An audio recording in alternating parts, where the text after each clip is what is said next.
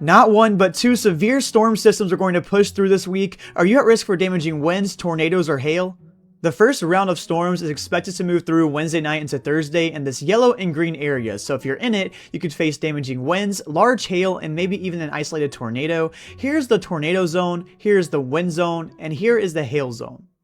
The second round of storms is expected to be more intense than the first round of storms, so if you're in this yellow and green zone, you can see all the same threats but more tornadoes than the night prior, and if you're in this dotted zone here, you're at more of a severe threat.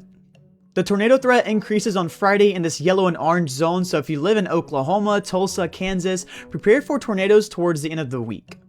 We're in a very active weather pattern, so if you want to stay updated on the weather in your state, drop a follow.